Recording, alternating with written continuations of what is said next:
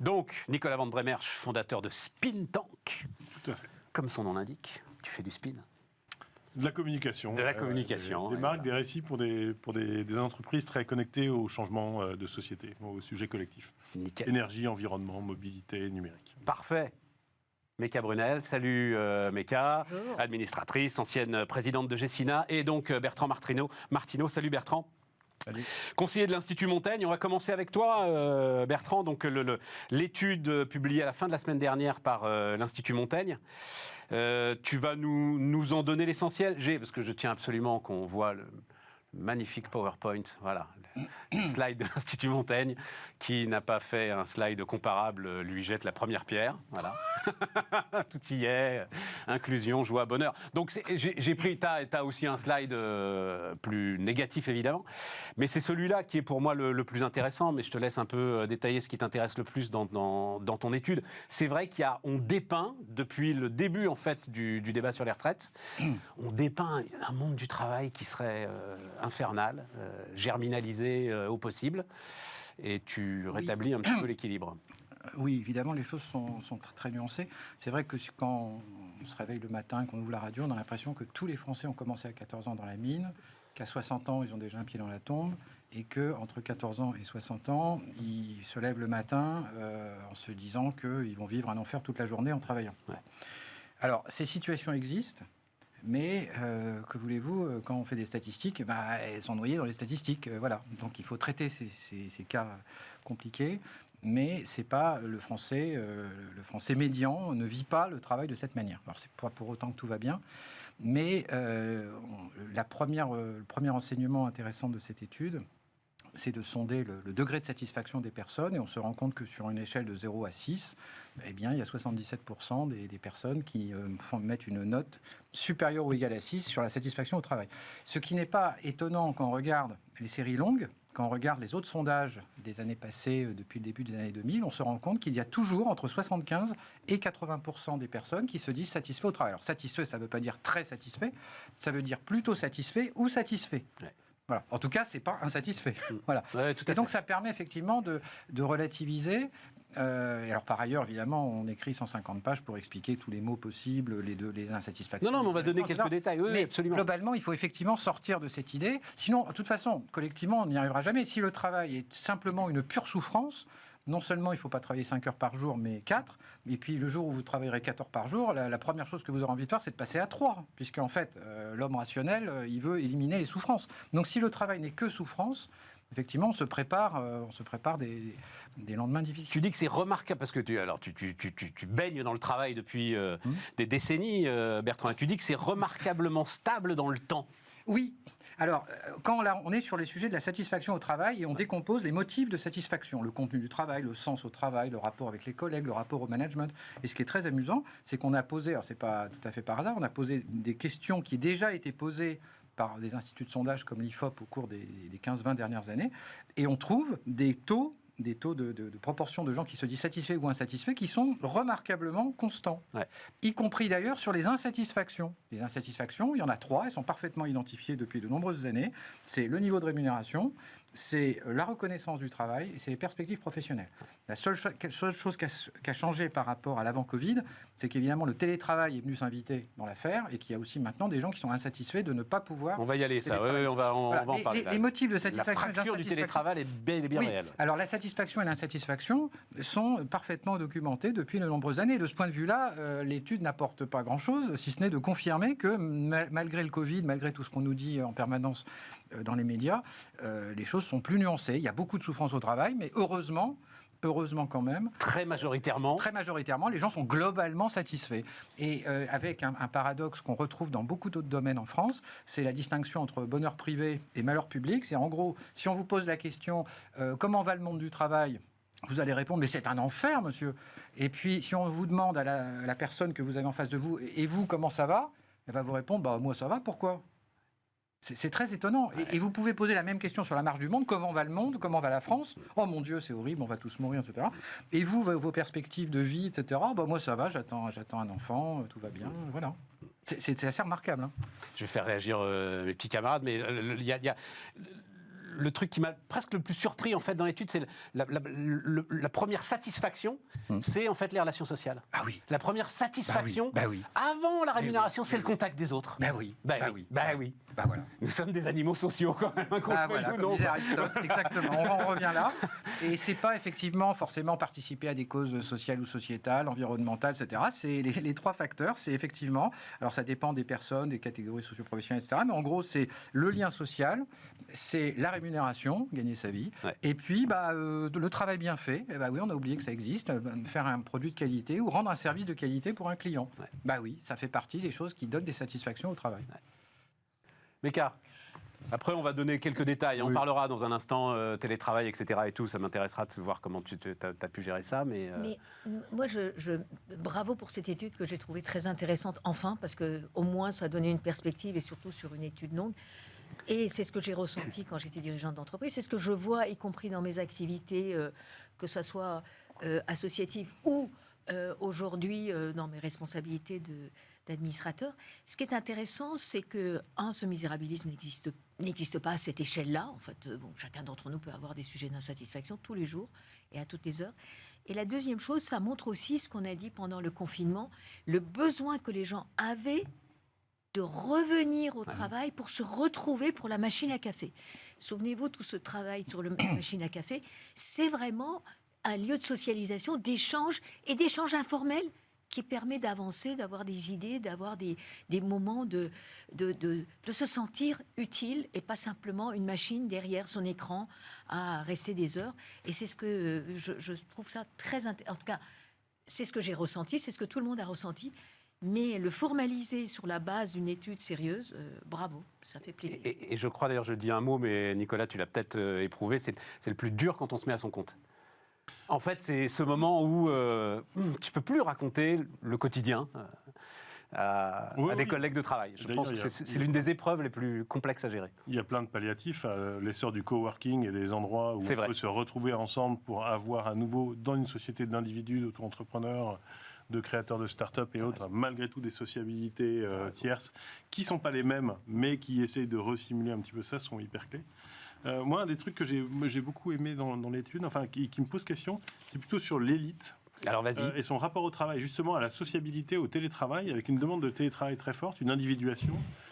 Et est-ce qu'il n'y a pas une sortie du cadre un petit peu d'une petite minorité, c'est évidemment pas la grande masse, ou un peu d'une élite qui s'individualise, qui a un rapport qui a beaucoup plus d'autonomie, on est dans une société de plein emploi, qui a plus envie de changer d'entreprise, qui est plus libre et qui est plus mercenaire aussi, qui mute pas mal. Et ça, c'est, je trouve, un des éléments potentiellement inquiétants parce que on a les laissés pour compte du bas, mais on a aussi les moteurs en haut. Et on voit bien que la masse... Et les moteurs le jouent de moins en moins collectif, c'est ça que tu dis. Moins collectif, se désolidarisent, sont plus individués. Et du coup, tire moins la masse et suscite moins un modèle pour les autres ou tire moins la pyramide derrière eux, quoi. Dans ce rapport au travail. En tout cas, c'était une impression que donnait. Alors, après, je pense qu'il n'y a pas forcément des questions. Alors, je n'irai pas jusque-là. Déjà, le télétravail, ce n'est pas l'élite. C'est 32% des salariés qui travaillent régulièrement, c'est-à-dire au moins un jour par semaine.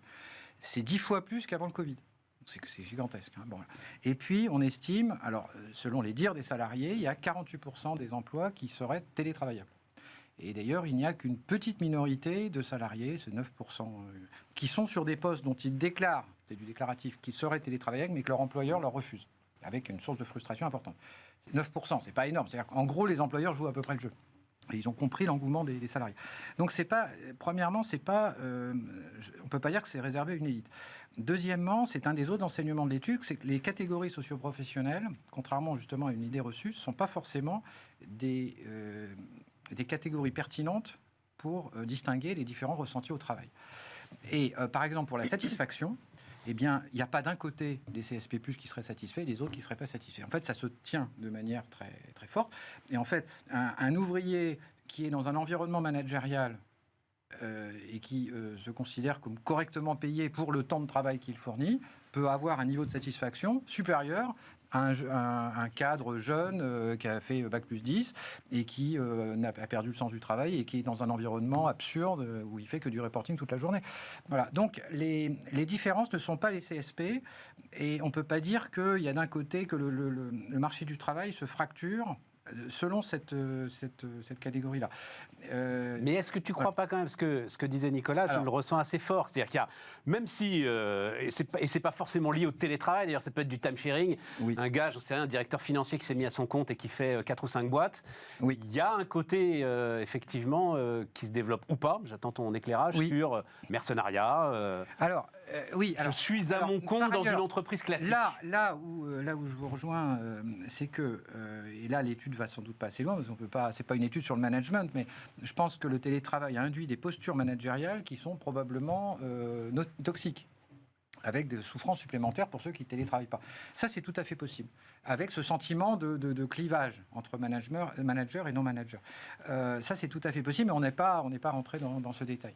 Voilà. Ensuite, alors ce côté mercenaire, on n'a pas tellement d'éléments pour le documenter. Ce qui apparaît très clairement quand même, c'est qu'il y a une appétence, mais alors assez remarquable, des salariés pour l'indépendance. Ça, c'est quelque chose d'extraordinaire. Et qui est confirmé d'ailleurs par le fait que les indépendants qui étaient... La responsabilité. Voilà. Et les indépendants qui étaient dans le champ de l'étude se disent plus satisfaits sur tous les aspects possibles et imaginables, y compris conciliation vie professionnelle, vie familiale, la charge psychique... Il n'y a pas un peu de wishful thinking, là ? Il n'y a pas un peu. Oui, mais bon, voilà. Et donc, ce sont des gens c'est des gens qui en moyenne travaillent 4 heures de plus par semaine que les autres. Et pourtant, ils se déclarent globalement plus satisfaits que tous les autres dans les différentes catégories. Et parallèlement, il y a une appétence énorme des salariés à passer dans le statut d'entrepreneur pour exercer la même activité. C'est-à-dire qu'on a posé une question sur, c'est pas l'idée de changer, de vous reconvertir, c'est vous faites à peu près la même chose, mais sous un autre statut.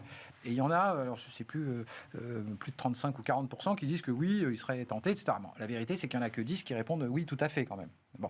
Mais il y a une sorte d'attirance et puis après, il faut le faire, énorme pour l'indépendance. Et ensuite, il faut le faire. Et de manière générale, les reconversions professionnelles, c'est un des points noirs de l'étude, évidemment, c'est que les reconversions professionnelles sont quand même très très compliquées. C'est le parcours du combattant. Et ceux qui ne sont pas des serial reconverteurs, on va dire, ont du mal quand même à se reconvertir et à changer de métier. Oui, vas-y, Meka. Moi, je crois que sur ce point d'élite, je ne sais pas si c'est l'élite, mais il y a toujours des gens qui essayent par tous les moyens de trouver leur autonomie, vivre dans une grande entreprise et pouvoir vivre leur autonomie. Parce que ça, c'est pas la même chose que les indépendants. Les indépendants sont des dirigeants d'entreprise, sont responsables de tout. Être dans une grande structure et pouvoir profiter. Et notamment, le Covid n'a pas aidé parce que le confinement a fait que ceux qui avaient la capacité d'avoir un confort de vie, finalement, ils ont commencé à trouver ça très bien. Je crois que l'idée de l'autonomie, plus que l'indépendance peut-être, vient aussi du fait que maintenant les process, notamment dans les grandes entreprises, et les obligations des yaka-faucons qui sont sur le dos des entreprises, d'ailleurs on n'y peut rien, et il faut checker ceci, etc., deviennent tellement importants que d'une certaine manière, ça enlève des marges d'autonomie, aussi bizarre que ça puisse partir. Le côté administratif et technocratique du système, c'est ça qui pèse sur le manque d'autonomie de la majorité des salariés. Pas tellement le fait qu'il n'ait pas... D'ailleurs, des chefs d'entreprise voudraient donner plus d'autonomie. Simplement, eux aussi sont obligés... Le poids de la compliance qui pèse sur tout le monde, là, et le reporting, et on en revient aux slides et aux PowerPoint. 31... C'est même encore plus des outils que des slides, malheureusement. On a trop de tableaux de chiffres et d'outils de compliance que si on pouvait faire que des PowerPoint avec des jolies histoires. Ouais, c'est ça, c'est plus de l'Excel que... C'est beaucoup de l'Excel, et des formulaires et beaucoup de data partout. 31% donc veulent travailler plus pour gagner plus, mais 15% sont prêts à travailler moins, quitte à gagner moins. C'est toujours le même sujet, c'est-à-dire que... Il n'y a pas de formule unique sur le travail. Le costard à taille unique n'existe pas sur le travail. Voilà. Et surtout, tu remarqueras que dans cette étude, il n'y a aucune recommandation en termes de politique publique, de changement. En gros, ne touchez à rien, laissez les gens négocier, trouver les arrangements au niveau individuel, au niveau entreprise, au niveau des branches professionnelles, notamment pour l'aménagement des fins de carrière, parce que c'est un sujet qui concerne les partenaires sociaux, c'est pas un sujet qui devrait concerner l'État. L'État, il fixe la réglementation, il fixe le cadre du système de retraite, parce qu'il a des équilibres macro-financiers à respecter. Et ensuite, c'est aux partenaires sociaux, aux individus de négocier. Et du fait qu'il ne faut pas qu'il y ait des gens à 63 ans qui portent des pianos, des ménageurs qui portent des pianos, en ayant en plus commencé à 14 ans. C'est pas possible. Et c'est pas à l'État de régler le problème. C'est une situation qui ne devrait pas exister. Et pour ça, il y a des syndicats. C'est à l'État de régler le problème si, à un moment, les entreprises et les branches n'arrivent pas à régler le problème elles-mêmes. Mais c'est pas l'État qui va normer métier par métier quelle est la date à laquelle il va falloir partir en retraite. Sachant que les gens sont inégaux devant la santé et devant les capacités intellectuelles et physiques. Il y a des gens qui sont effectivement épuisés à 60 ans, d'autres qui peuvent travailler jusqu'à 68, et c'est pas une norme qui va le décider. Donc l'État lui fixe des normes minimales parce qu'il a des contraintes financières, mais ensuite c'est aux partenaires sociaux de négocier. Mais qu'a l'index senior, puisqu'il revient là, et alors il est descendu à... Merci de me poser la question. Il est descendu à 50 salariés. Non, parce que la dernière fois, tu étais d'accord. On en avait parlé ensemble. Oui, c'est vrai. Et tu le soutenais. Donc, c'est une position originale. Je maintiens que tout ce qui se mesure permet d'avancer. Ça dépend ce qu'on en fait. En fait, ce n'est pas l'index qui est à montrer du doigt, si j'ose dire. C'est la manière dont on va l'utiliser. Mais si on ne mesure pas, on va rester dans des généralités. Les seniors sont ceci, les seniors sont... Comme si les seniors étaient une catégorie, je sais pas quoi, une secte, une race, j'en sais rien. C'est quand même une catégorie, oui. Oui, mais quand est-ce que ça commence? Quand est-ce que ça... Oui, là, c'est ce que disait Bertrand. Et puis en fonction les mêmes, on n'est pas égaux devant l'âge, devant la vie, devant aussi la pénibilité de ce qu'on a vécu, de son passif. Donc, il faut laisser... Je rappelle qu'en France, on peut travailler jusqu'à 70 ans. Les salariés peuvent rester dans les entreprises jusqu'à 70 ans. L'emploi des seniors, c'est important. Donc, tant qu'on ne le mesure pas, on ne saura pas adapter, trouver les solutions. Toujours pareil, c'est ce qu'on en fait de l'index qui est important, pas l'index en tant que tel. Il y a 50 salariés chez Spin Tank, Nicolas Non, on est presque une centaine. Oufa On est 14, un truc comme ça. Et, dis donc. Alors moi, typiquement, je suis index senior. Moi, ça m'embête parce que c'est vrai, je trouve ça très bien de le mesurer. Pareil, l'index EGA Pro. Nous, on était persuadés d'être très équilibristes. Égalité professionnelle. Égalité professionnelle. Donc c'est homme-femme, ça, ouais. On est obligé de le publier tous les ans sur notre site web, donc de le mesurer, etc. Moi, ça m'aide. On était persuadés d'être super au carré. On est à 84, je crois qu'on est à 94 sur le dernier. Sur 100, c'est un indice sur 100. Et on voit où on peut faire on mesure, on améliore. Ça, c'est pas de la compliance. En plus, ça c'est bien parce qu'on se décide de le faire. J'ai pas besoin. Ça, c'est pas un gros truc formulaire. C'est très concret pour tout le monde. On comprend sur 100 personnes. Tu mesures quoi? Tu mesures la présence des femmes au poste de direction et l'égalité salariale par échelon, etc. Et donc on voit à peu près, tiens, c'est bizarre, sur notre middle management, oui, en fait, là, depuis 2 ans, on a un peu mieux augmenté les mecs que les nanas, et donc il faut qu'on fasse attention à ça. C'est souvent lié à pas grand-chose, à une échelle d'une petite PME. Mais c'est très bien, on le mesure, on l'explique, on le regarde, on comprend, on le pilote, quoi. Si on ne mesure pas, on ne pilote pas. Donc, alors les seniors, c'est plus compliqué pour une petite boîte très dans le numérique comme nous. Âge moyen de 30 ans, j'ai 47 ans, je suis le deuxième plus vieux de la boîte. 3e maintenant, puisque j'ai embauché une autre personne. Il n'y a personne qui a plus de 50 ans. Oui, mais tu ne vas pas être... Donc, je vais le mesurer. Je prenais l'image C'est plus compliqué pour nous d'agir. C'est pas évident. Je ne sais pas à quel poste, community manager, social media manager, UX designer, etc. Trouver des 55 ans et plus, ça va être chaud. C'est plus difficile. Ouais. On n'est pas sur des reconversions, etc. Donc, mais mesurer. Pourquoi pas comprendre. Enfin, moi, je trouve ça... se poser la question, commencer à l'intégrer, je trouve ça bien. C'est comme sur le handicap, sur tous ces sujets. Il faut. Tu sais qu'avec une centaine de personnes, tu n'es pas du tout une petite PME. Hein. Tu es une belle PME, Nicolas. Il doit y avoir 10 000 boîtes à peu près qui ont aujourd'hui une centaine de salariés. 25 000 boîtes de plus de 50 personnes en France. Ouais. C'est ça. Moi, le chiffre que j'avais, puisque c'était le déclenchement du RH, on dit beaucoup que c'est autour de 60 salariés. Et donc, tu as 20 000 boîtes au-dessus de 60. C'était un papier dans Le Monde, à un moment, qui avait écrit 20 000 grands groupes, parce qu'il y avait, je ne sais pas quoi, une mesure qui allégeait, tu vois, les charges des entreprises de plus de... Non, mais à chaque fois que je peux insister sur l'éclatement de notre tissu entrepreneurial et le manque d'entreprises comparables à la tienne, ça me permet de saluer la performance. Bravo, d'être admiratif et continue. Et on a besoin d'entreprises de cette taille-là. Méca, tu voulais rajouter un truc? Je voulais juste rebondir sur l'index d'égalité salariale homme-femme. Ça a permis aussi, dans ma vie antérieure, de me rendre compte que, par exemple, les gardiens d'immeubles sont régis par une convention collective qui fait que les tâches lourdes, déplacer je sais pas quoi, la poubelle, etc., sont mieux rémunérées, sont plutôt les hommes qui le font. Et donc, il y a un écart qui est par convention établi comme ça. Donc, on se rend compte aussi de choses qu'on peut corriger dans le temps, parce qu'on n'est peut-être pas obligé tout le temps. Voilà, on réexamine des trucs à cet homme-là, je suis d'accord. Voilà, Bon, très bien. Voilà. Bertrand, tu valides l'index senior? Oui, ça dépendra ce qu'on met dedans. Pour l'instant, Et puis, a priori, c'est juste publié. Pour l'instant, il n'y a pas de sanction financière. Là, j'ai entendu une sanction de 1% de la masse salariale. Si tu ne le publies pas. Ah oui, si on le publie. Voilà, d'accord. si on le publie oui, pas. D'accord. Non, mais il faut voir ce qu'on est dedans. Il ne faut surtout pas que les entreprises qui n'ont pas de seniors soient... Enfin, le fait d'avoir beaucoup de seniors ou de ne pas avoir de seniors n'est pas en soi un critère. En fait, avoir trop de seniors, c'est peut-être pas une bonne idée non plus. Ne pas en avoir, c'est ni bien ni mal. Je veux dire, ça dépend de l'activité, ça dépend de ce qu'on trouve sur le marché du travail. Voilà, donc c'est pas quand même une discrimination de même nature que homme-femme quand même. Hein, donc on peut pas faire un parallèle. Oui, mais c'est vrai que alors j'ai découvert ça d'ailleurs en lisant le journal ce matin. J'avais pas pris la mesure dont j'ai moi-même bénéficié, je dois l'avouer. C'est-à-dire l'idée. Alors, en l'occurrence, c'était pas une question de senior, c'était une question de départ dans de bonnes conditions. Mais l'idée de la rupture conventionnelle, et puis à la fin, les 3 dernières années, finalement, c'est l'assurance chômage qui va la payer plutôt que l'entreprise. À un moment, tu as beau défendre les patrons autant que tu veux, non. C'est pas vrai. Et donc, sans doute, l'index senior va pouvoir aider à faire ça. Ça, ce type de comportement longitudinal qui est intéressant. C'est-à-dire que si tout d'un coup, une boîte, non mais si une boîte tout d'un coup voit son index senior changer, c'est qu'il s'est passé quelque chose. C'est aussi pour ça que la transparence a des vertus quand même. T'es sûr que ça s'appelle suivi longitudinal? C'est pour les sportifs. Et c'est les coureurs cyclistes qui font ça. Antidopage, Non mais un coureur cycliste qui a toujours le même taux d'oxygène dans le sang et puis tout d'un coup il n'a pas le même. Exactement. Exactement. Il a toujours le même taux de senior et tout d'un coup le taux de senior s'effondre parce que bon, il y a peut-être ça mérite de regarder quelque chose. Ça pose des questions aux partenaires sociaux. Rapidement, juste parce que c'est vrai qu'on a eu du côté des syndicats la nouvelle baisse constatée sur les derniers chiffres connus et publiés par le ministère du Travail.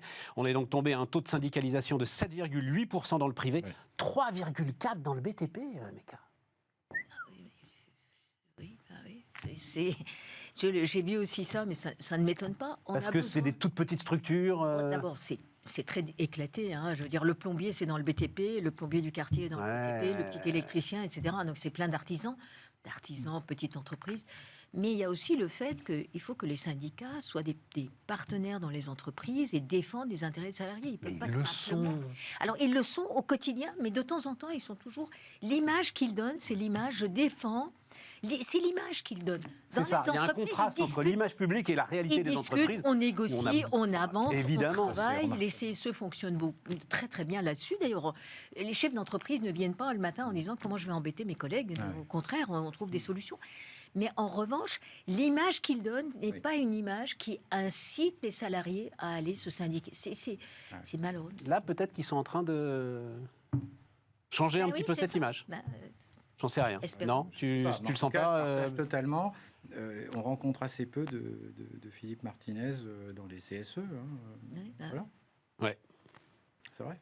Nicolas, un mot là-dessus? Non, j'ai un CSE qui ça se passe très bien. J'ai une déléguée CGT alors que je suis dans la com digitale avec eux, des bac plus 5. J'ai 2 personnes qui ne sont pas cadres, qui sont des personnes qui font l'accueil sur 100 personnes.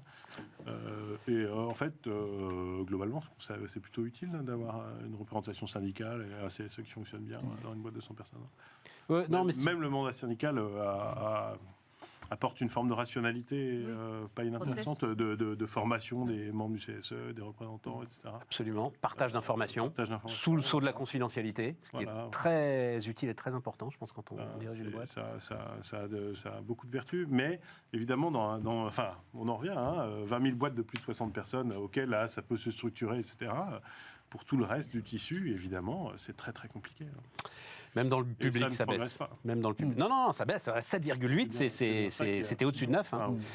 Et même dans le public, 18,4. Bon, on n'a plus le temps, puis j'en reparlerai demain, puisque ce sera demain le jour de la manif. Mais ce que dit Laurent Berger ce matin dans Les Échos, je trouve quand même, chacun doit s'interroger là-dessus. C'est-à-dire, est-ce qu'aujourd'hui, une manifestation massive, 1,5 million de personnes, bien organisée par les syndicats, n'a aucun effet face, il donne le chiffre de 250 000 gilets jaunes, grand maximum, qui cassent tout, et devant lesquels on recule. Oui, voilà, c'est ça le conflit de légitimité, je trouve, est très intéressant.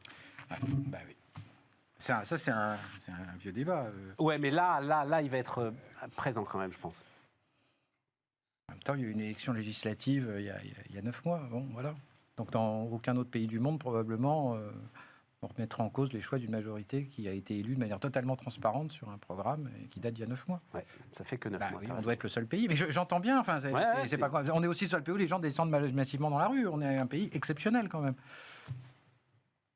Bon, sur les retraites, enfin partout, il y a eu des manifs. Quand les Italiens ont modifié leur système de retraite, il y a eu des manifs massives. Oui. Dès que tu touches aux retraites, tu as des manifs massifs partout.